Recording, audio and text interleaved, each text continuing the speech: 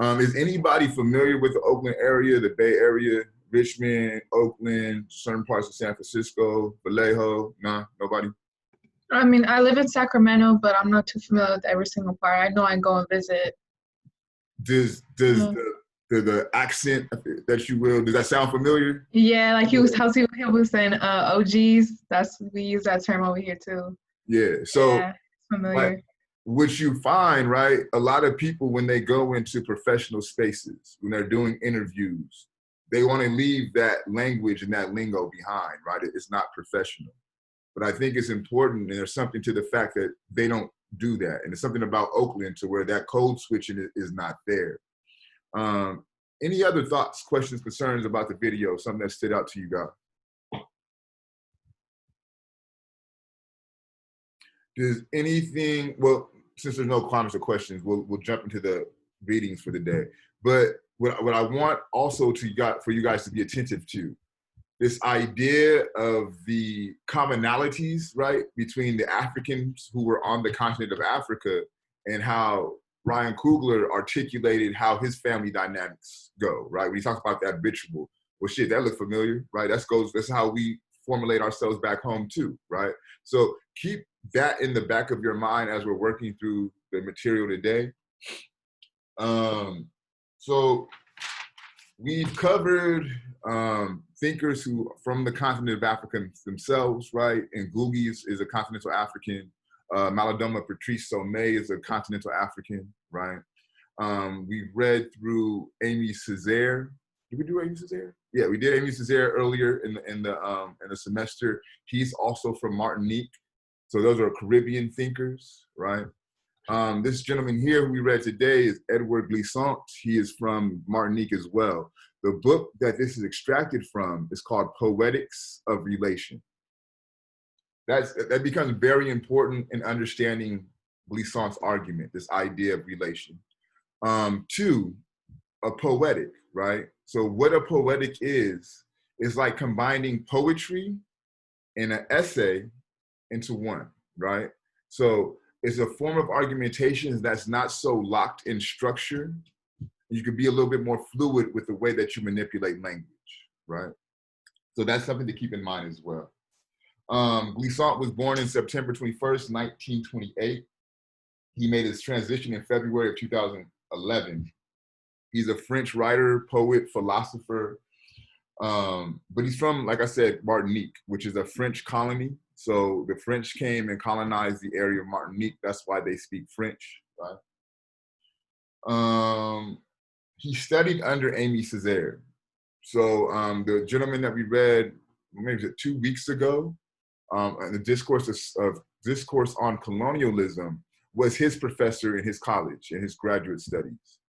So Amy Césaire and Leopold Senghar are like the forefathers or the architects of this idea or this movement called negritude, right? And negritude, so has anybody heard of like Afrocentric thinking?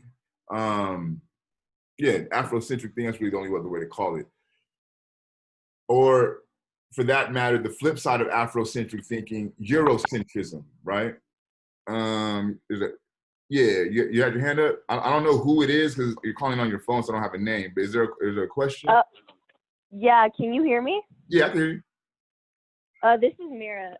Okay. Yeah, I don't have a question, but yes, I've heard of Afrocentric thinking. You said, correct? Yeah, please. So can you kind of explain that to us a little bit, Mira? Yeah. So pretty much, at least what I think it is, I've heard of it. I think because isn't it pretty much like just Black culture is permanent? So just like the history of Black culture of recent like African descent. So Yeah. just the history. Yeah. Yeah. And essentially what it is placing the focus not on Europe, but placing the focus on Africa, right? So if we're going to talk about history, we're going to talk about African history.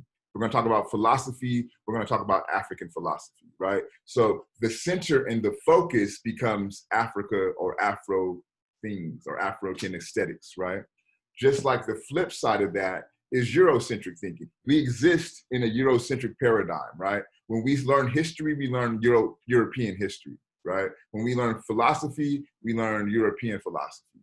When we learn medicine, we learn European medicine, right? So this notion of Afrocentricity is just focusing on Africa and those who come from the African diaspora.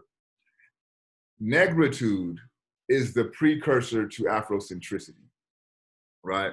So in the colonial states, of course, the colonizer is placed on the pedestal. So everyone wants to walk like, talk like, dress like, think like the colonizer, who is white, right? Who is, in Martinique's case, is French. So what Césaire and Sankar did, they're like, fuck that. We ain't rocking with that. We're Black, we're secure, and we're proud in our Blackness. And we're gonna start producing poetry, start producing plays, start producing essays that affirm our Blackness, right? So this is what this negritude movement is really about. And Edward Glissant is a product of the negritude thinkers, okay? And so the book was published in 2010. It was originally written in France, and I wanna say,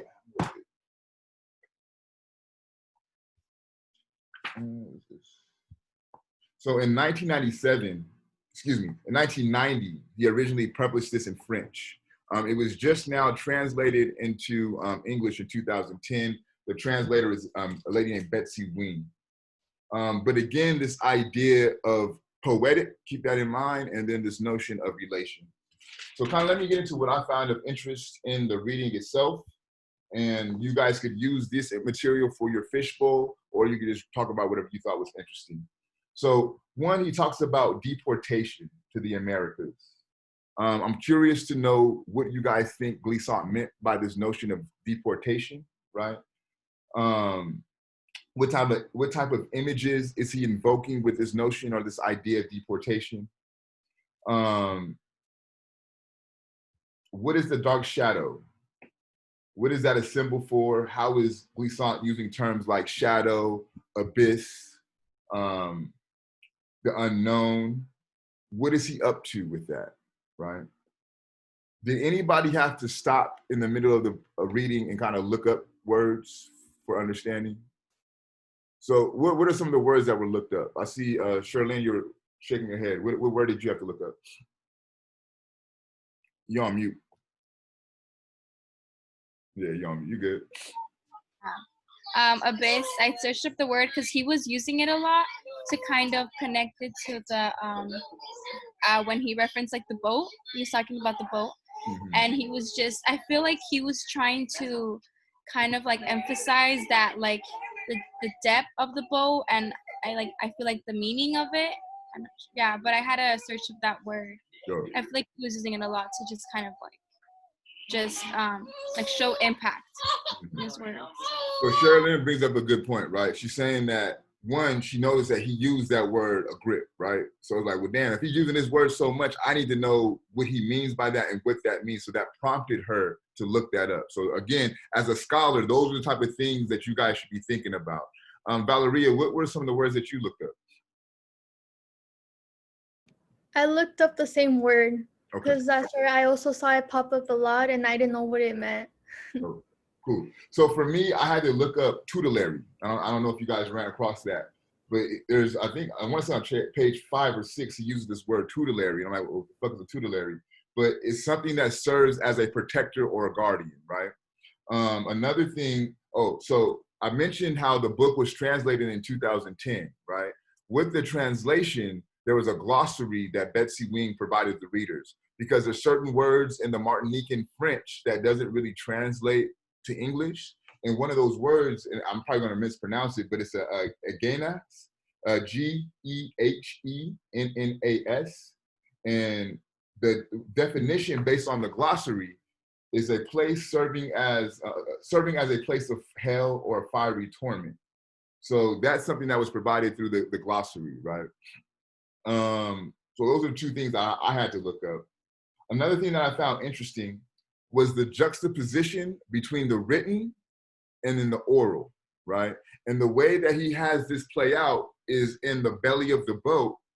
He says the oral was the different languages that were spoken between the Africans who were captured and put into that ship. And the only written account was this ledgers of the prices of the enslaved Africans, right? And he says that on page 5. So he has this play out in this juxtaposition between orality, them trying to develop a language, and then the written with their captures taking account of how much they were purchased for, how much they're being sold for, right? So I'm interested in that, how he plays out those dynamics. What is Glissant doing with the belly, right? What is he up to? What is he trying to get us to think about? Sherry Lynn kind of touched on it a little bit, but I'm very much interested in what this idea of the belly is and how Glissant is trying to use it.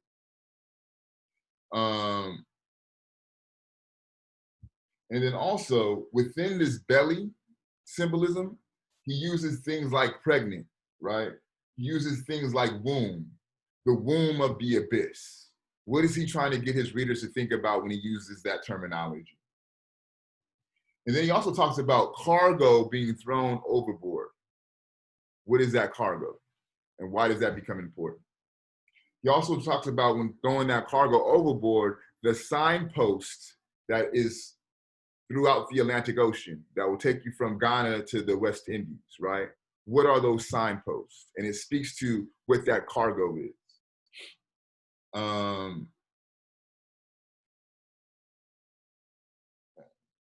Then he talks about the 3 metamorphoses of the abyss. So the abyss takes 3 different manifestations. That's very interesting and that's very important, right? This idea that the experience of the abyss lies within the abyss and outside of the abyss. That's also important. How the abyss is experienced by an individual, but then it gets experienced throughout the group, right? And that experience of the abyss becomes a impetus to form community, right? So community could be formed because they all have experienced that abyss. This idea of gambling on the unknown, hailing a new Indies, right? He uses the terms hail a renewed Indies.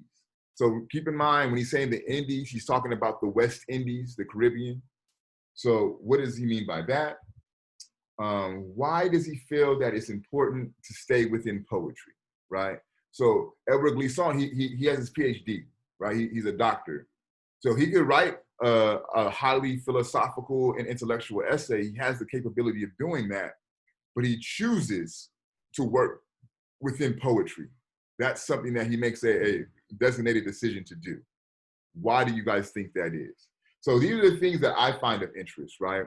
You don't have to talk about them in the fishbowl. We don't have to engage them in our conversation today, but for me as a reader, those are kind of the notes that were produced and some of the things that I found curious. So let's jump into our fishbowl. Remember, you have 1 time to pass. And then if you've already fishbowled, just let me know and you're good to go. You only have to fishbowl 1 time this semester. Does anybody want to fishbowl? All right. Carissa, have you fishbowled already? And are you prepared to fishbowl if you haven't done so already? Sure, yeah. Okay. Thank you for that.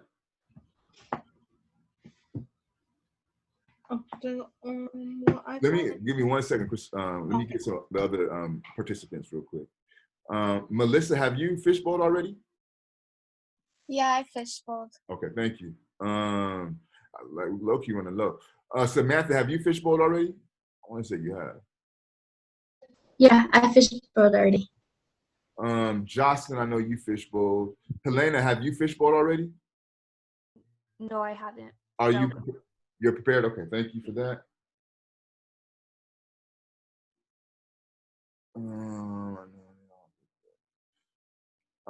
Mira, you fishbowled already, correct? Yes. Okay. Yes, I have. Cool, thank you. Mastrat Pena and Mastrat Garrett, have you guys both fishbowled? Or just one of you? Yes. Yeah. Okay, cool. Shit. Charlene, are you prepared to fishbowl? I think you're the only one who hasn't.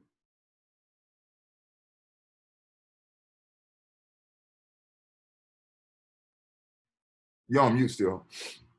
Yeah, okay. And then again, Sherilyn, I know you haven't been here in a while, but it's nothing too strenuous. Like what you just mentioned, that could be sufficient for your fishbowl conversation. You could talk about what I've already talked about and just kind of expand upon that a little bit more, or just talk about whatever else you thought was important in the reading. It's not really that much to it. Okay. Can I talk about the abyss? The word I. Yeah, So with that, go ahead. yeah. So it was in like page 6 where it kind of like interested me a lot, and it got me thinking. Like I want to see, what he's trying to say. When he does mention like the pregnant and the womb, and then he does mention like how he throws the cargo and it weights down the ship. And I kind of want to like figure out what he means by that. And yeah, I feel like the how abyss, meaning that like it's like this depth or this just bottomless like chains. And so I feel like there has to be something like something important in it. And I'm just kind of like, I'm confused about it, but I'm seeing the readings right now, and I don't know, because it's just like, it talks about like suffering, a lot of suffering, and how in the end of the reading they were saying how the boat is never used again, how it's just used for the travel and it's not used for the way back. So yeah, So let me ask you, Shirley, because everything you said is absolutely right? If you were to just make a guess, what would you think that he's getting at, or what he's talking about, or what is the act that he's describing here? If I would take a guess, I feel like it's like the desperation and like the need to want to be seen or heard, because it is talking, like it always just talks about like having like a deep just like a deep dark place. So I feel like yeah, it's like what is unheard, like how he does say like the unknown. And yeah, I feel like it's something that wants to be showed or brought up but isn't, something that is not talked about by many people, and it is weighted down by the people, like the same people that I guess like don't want to show it. But if I were to take a guess, I feel like it's like desperation of wanting to kind of like come out and be talked about and brought to light. It's definitely a component. So we're gonna continue with our fishbowl. So I know we have Helena and Carissa. You guys could also chime in. Okay, I'll go. When she said about the suffering, that was pretty much my interpretation about the whole passage.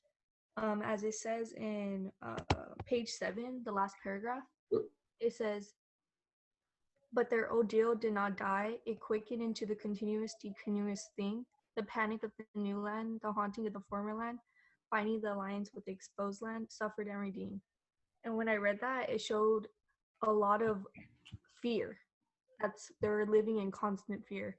They were fearing of the unknown, this new land, because in the former land, they abandoned their lives. It's haunting them until they're going to a new land. They don't know what to expect. And the exposed land of what I referred to as the boat, because that's what they've seen.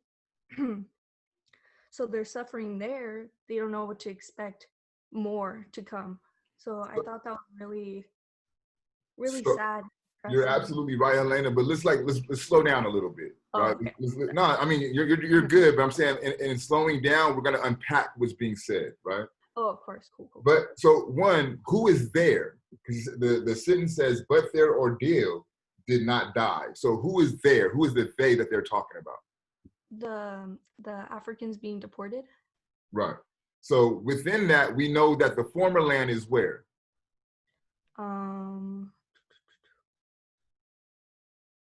So if it's Africans that are being deported, where are they being deported from? They're going to America. They're going. That's the new land. The new land is America. the former land is Africa, right?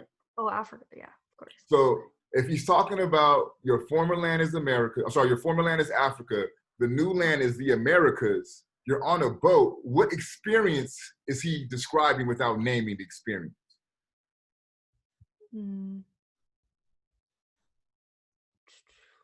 Like Can anybody help us out?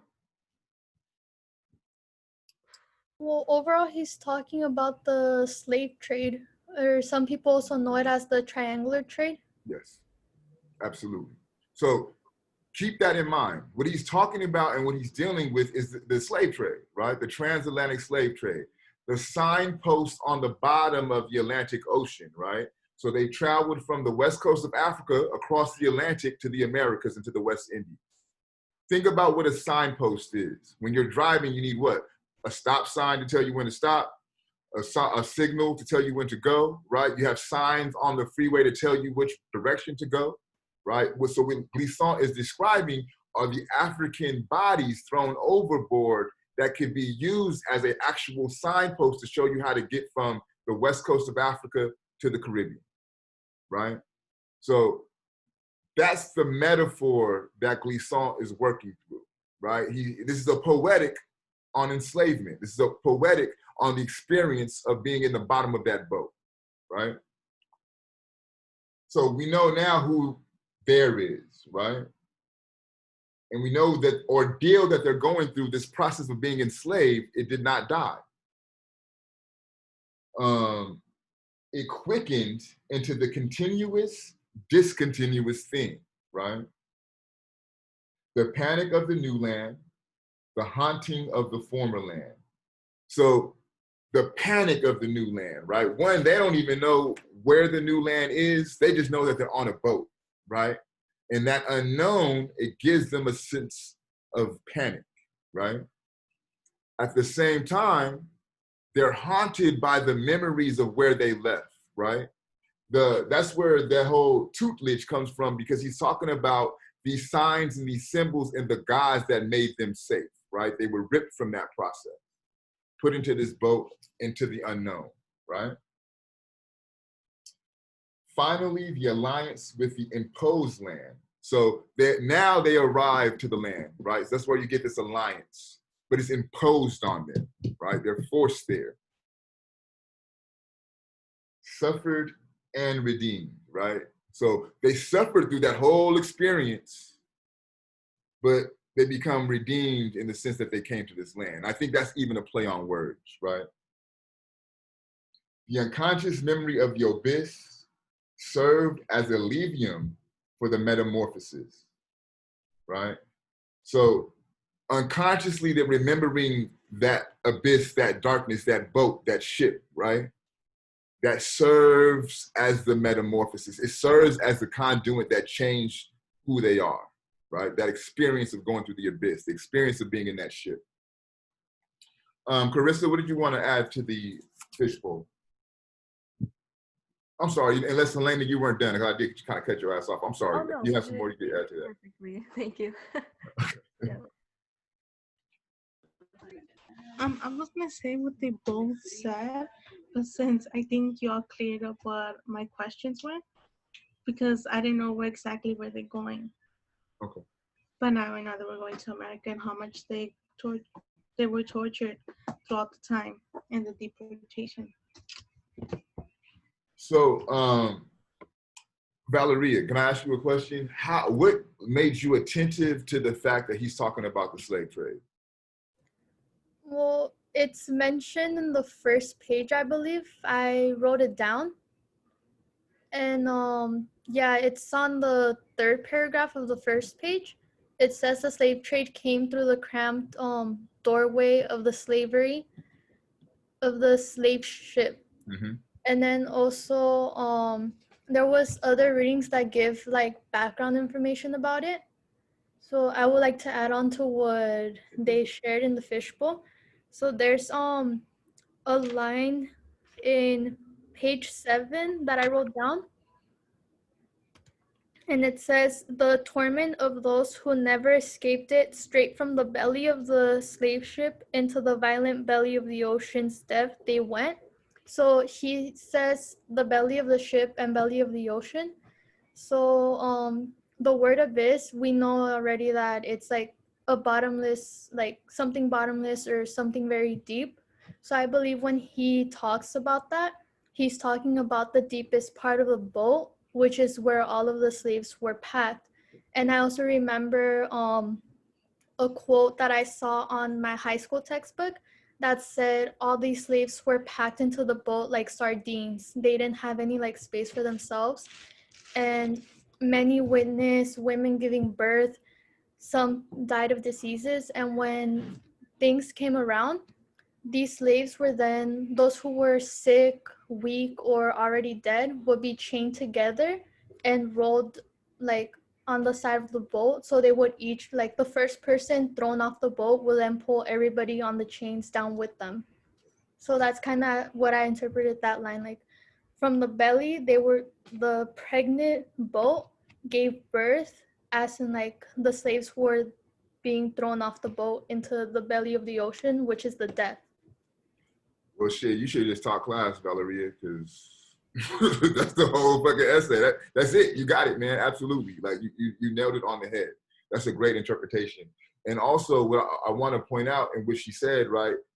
That's an analysis. She was like, I'm reading this. It's opaque. He's not being really clear about what he's talking about. But I know I read in high school that they talked about how they pack these people into a boat like sardines, right? So she's using other material that she came across to help her make sense of what she's reading.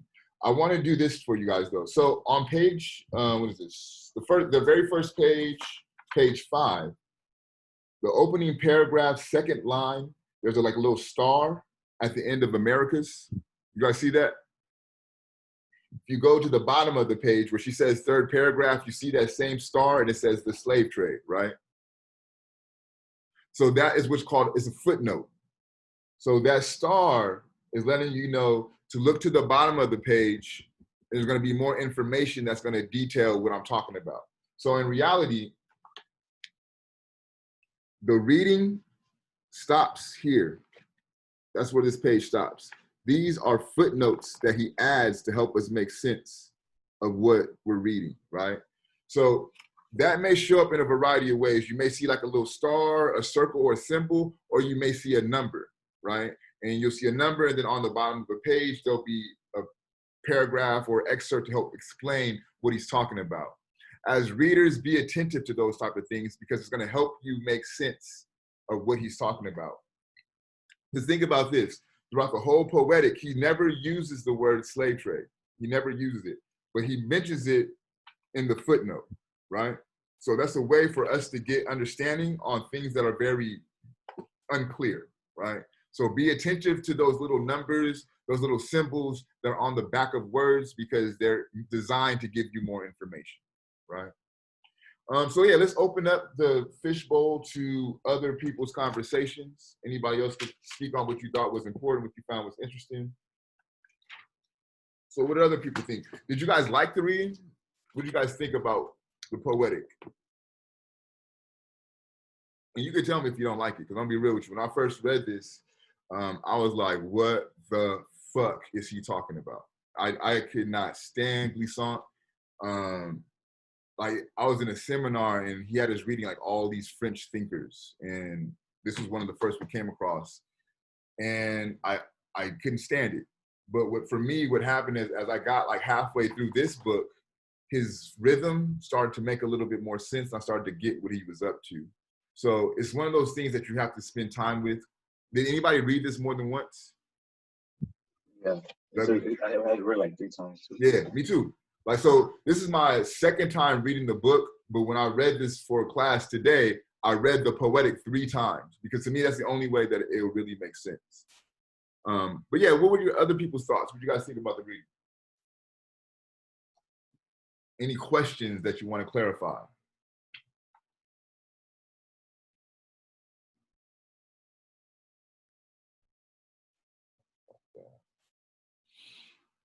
Can I go? Yeah, please do. I thought the reading was really interesting. You talked about the belly and what it meant, and I thought that it was really just to show the rebirth and the connection between the Africans who lived through the experience of deportation versus the Americans, hence the title, The Open Book. I think Glissant really gave us like the image of what the dislocation was like for the captives held on the slave ship. And I think that's a really good word, Mira, the dislocation, right? And it's a multiplicity of dislocations, right? It's one, being uprooted from your home. That's one form of dislocation, right? And then just inside of yourself, you're dislocated from your family. You're dislocated from your cultural values and norms, right? You're dislocated from your language, because another thing that becomes important here, when the experience of enslavement took place, as I mentioned earlier in the course, right, people were snatched up from all over the west coast of Africa. So Africa as a continent has the most languages in any other place in the world. They have over 2,200 languages just on the continent of Africa alone, right?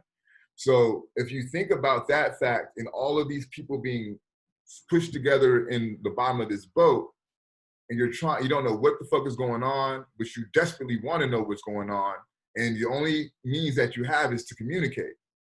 But you can't communicate because they don't speak English, or they don't speak the language that you speak, right?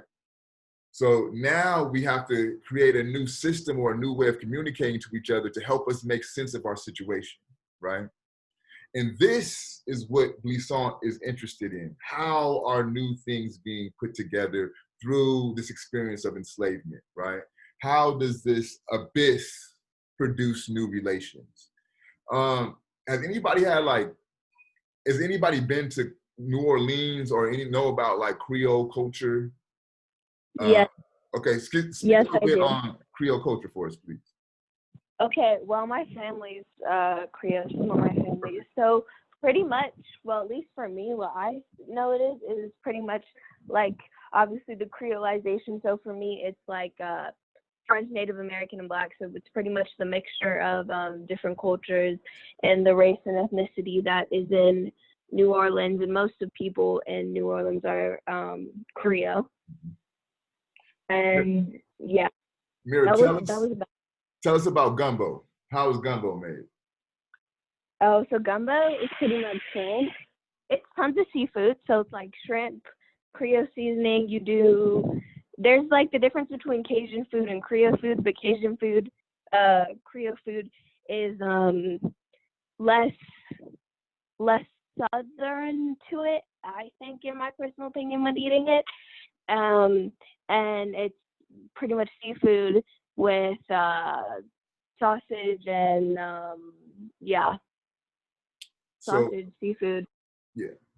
So it's almost like a soup, if I were to describe it, right? But not quite. So they'll put like rice in it, shrimp, crab, clam, a variety of seafood, sausage, right? So essentially what it is a whole bunch of different things thrown together. It sits in a pot and it simmers. You throw your seasoning in there and all that mixes together and it produces this bomb-ass dish, right? This is what Glissant is interested in. How do we bring all these things together and produce new ideas, right? So when he talks about, he talks about the New West Indies, and I want to say that's on page 8. Let me find that.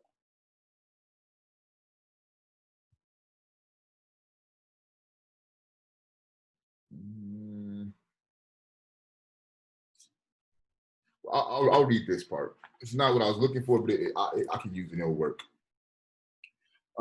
They met the first inhabitants who had also been deported by permanent havoc, or perhaps they only caught a whiff of the ravaged trail of these people. The land beyond turned into the land in itself. And this undreamt of sail, finally now spread, is watered by the white wind of the abyss. Thus the absolute unknown projected by the abyss and bearing into eternity, the womb abyss and the infinite abyss, it became, in the end, became knowledge. Okay. So there's a lot going on there, but in the end, it became knowledge, right? So let's go back to this notion of the language and the mixtures of languages being produced in the belly of the boat, right? So again, you got a brother from Ghana, he speaks Akan. You got a brother from Nigeria who speaks Igbo, and you got a brother from Senegal who speaks Wolof, and they're trying to communicate with each other, right? If they're lucky, I don't even know if I want to call it that. If they have the ability to sustain and survive, they get brought either to the Caribbean or they get brought to the United States. If they're brought to the Caribbean, they may be forced to learn French, right? If they're brought to the United States, then they're forced to learn English, right? So now we have a triangulation of 3 languages: English, Akan, Igbo, right? So while the Africans are learning to speak to each other, they're being forced to learn how to communicate with English through the slave masters, right? Through the enslaver. So now a new language gets produced that we call Creole. It's a mixture of all these different languages and different accents and different dialects come together to produce this thing called a Creole language, right? In the Caribbean, you have French instead of English informing these conversations, right? In the Caribbean also, there is an Asian influence. So you have Asian influence in language that develops and adds to this creolization in the West Indies, right? So what Glissant is interested in is how do ideas of colonialism and enslavement produce new things, produce new relations. That's why the book is a poetics of relation. Have you guys noticed in the book that every time he uses the word relation, the R is capitalized?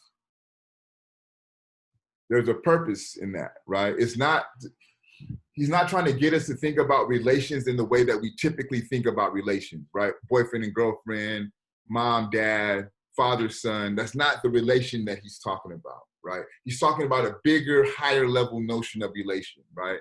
How, again, as Mira articulated Creole culture as it presents itself in food, how I'm articulating how Creole culture presents itself in language, right? It's this mixing that Glissant is interested in. Let me ask you guys, how do you see this mixing, this creolization playing out in our world today? Can you provide me examples of creolization? Where do cultures come together and produce new productions? Think food, think music, think dress.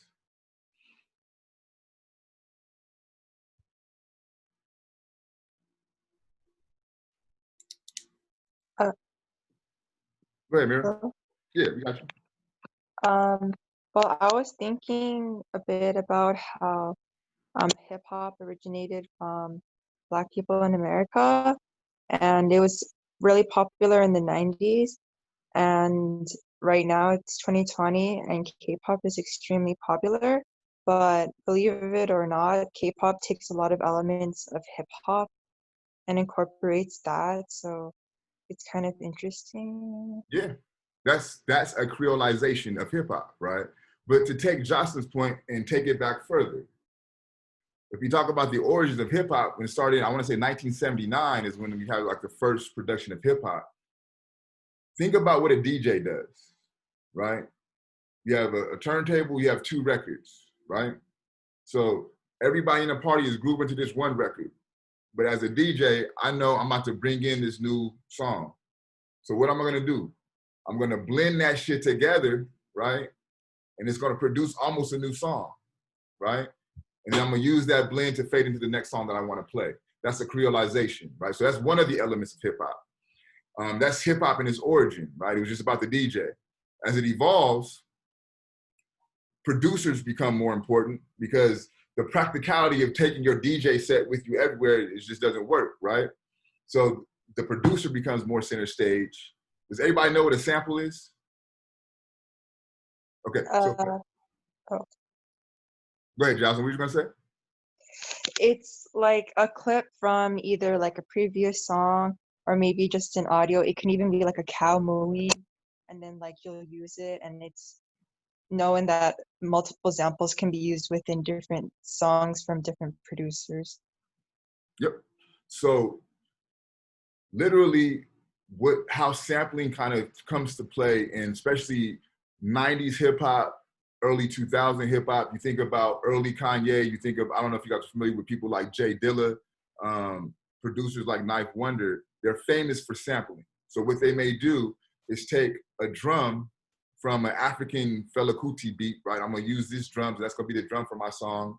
I'm gonna take the piano riff from a jazz record, and I'm gonna take a horn from a jazz record. I'm gonna blend this all together, and that's gonna be my beat, right? So again, this notion of taking all these different variety of elements of music and putting it together to make one holistic sound, right? That is an example of a modern day creolization, right? Johnson also mentioned how K-pop takes a lot of Black hip hop culture and infuse it into their music, right? Let's call it what it is. When you talk about pop culture, especially in the Western Hemisphere in the United States, it's Black culture. There's no other way to put it. You talk about the language that gets promoted, which is at one point was disavowed. You could not speak Ebonics in public spaces, but now it's all over the boardroom. It's out in commercials, right? That's a product of Black culture being exported to a worldwide brand, right? So this notion of creolization, it plays out in the modern world still to this day. And what Glissant is trying to get us to do is be attentive to the relationships, right? Yeah, the enslavement system was one of the most devastating things that happened on the planet. But he's not interested in that. He's interested in what new things were produced because of that, right? We have this whole culture called Creole because of colonialization and enslavement. Yeah, that was terrible, but man, there's a whole new food that's been produced. There's a whole new language that's been produced. So how can we focus as scholars on this idea or these notions of relation, right? Can anybody think of another contemporary or modern day relation? We talked about music. What else?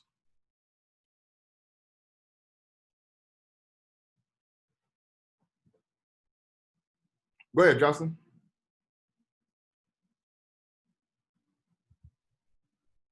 Another example I have is that in the LGBT community culture, AAV is, well, I feel like, What's AAV? for example, What is AAV? I think I know what it is, but I just want to make sure. African American Vernacular English.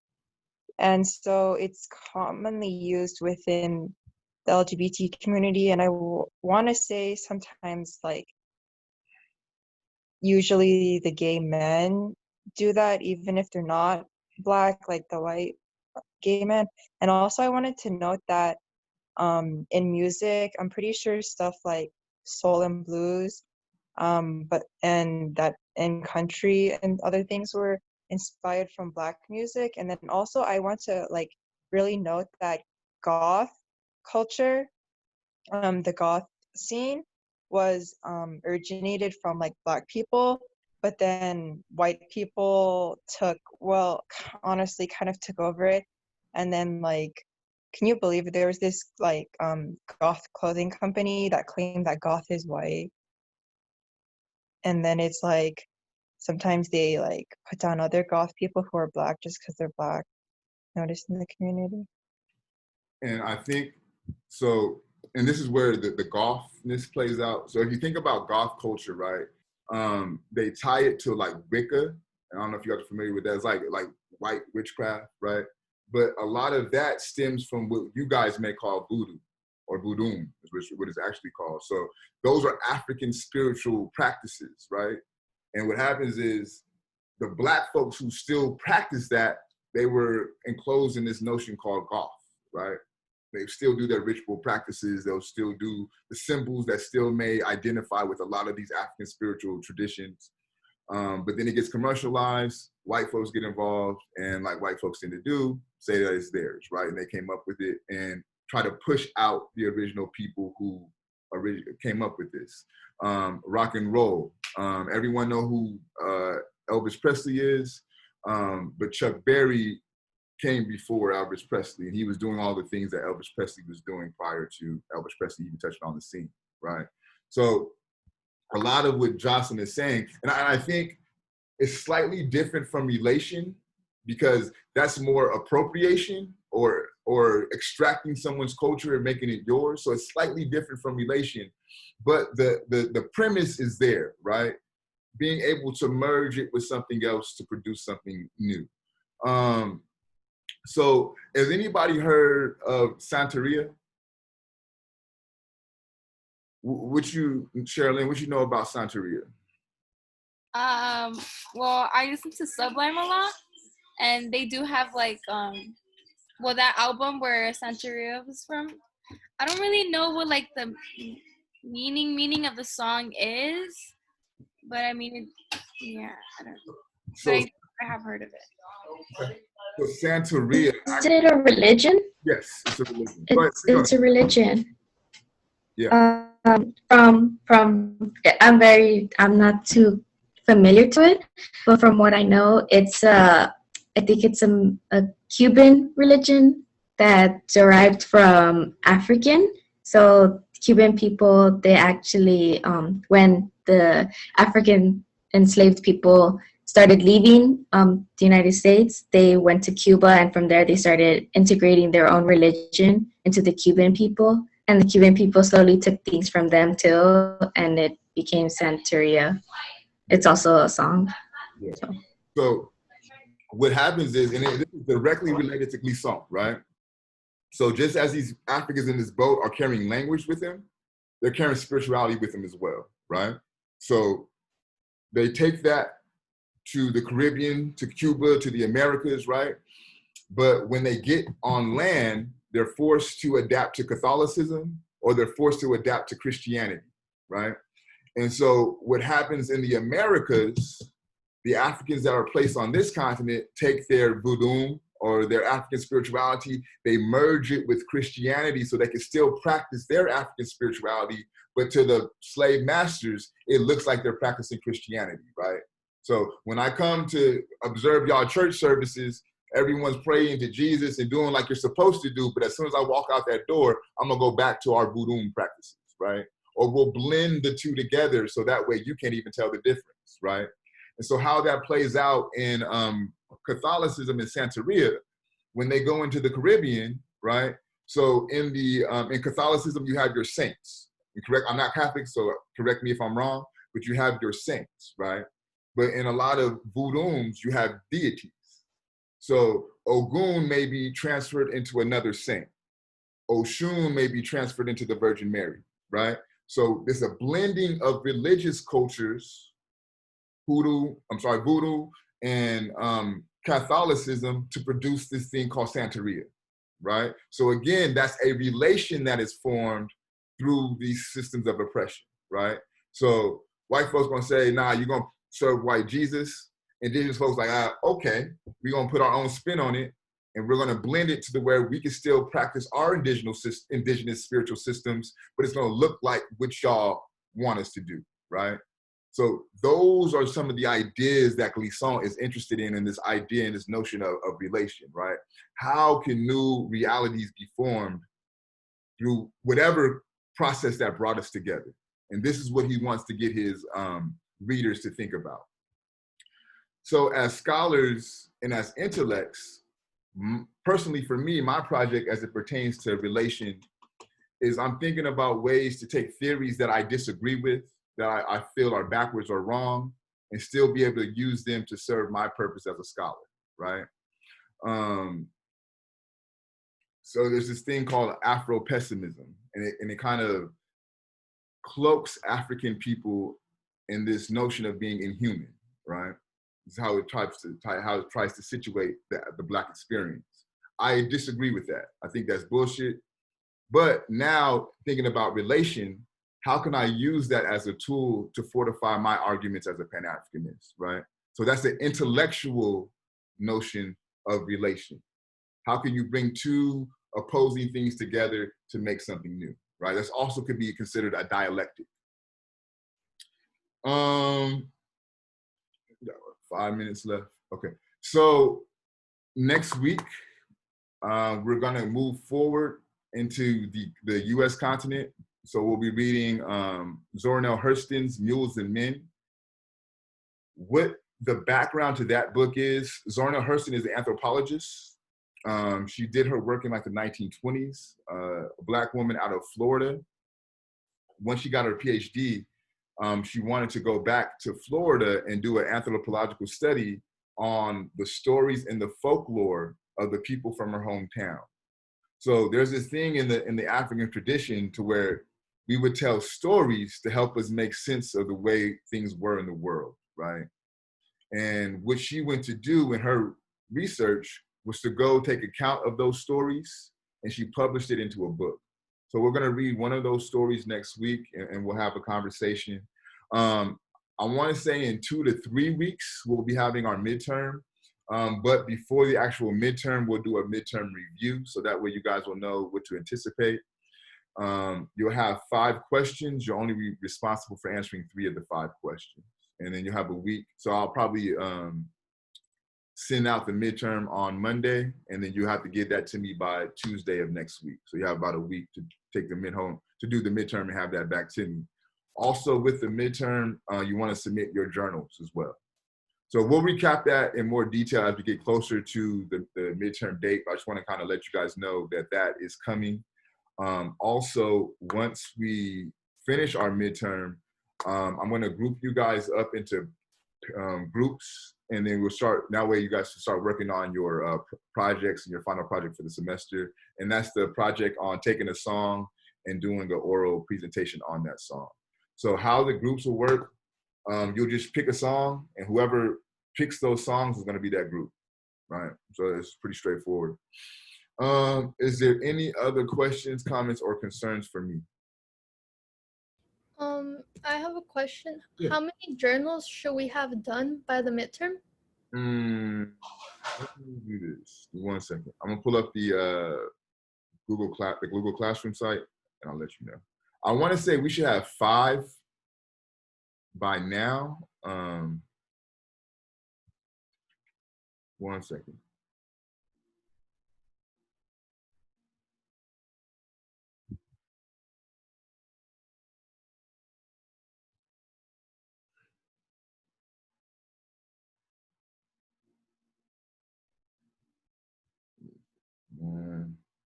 That's 1, 2, 3, 1, 2, 3, 4, 5. So we should be at 5 now. 6. I want to say 7. I want to say it should be 7 journals by the midterm. And then what we'll do is when we do our midterm prep, I'll do another countdown and make sure that, let you guys know how many journals you should have at that point. So that way we'll know. Does that answer your question, Valeria? Okay. Anybody else have any questions or concerns? All right, so we'll call it a day.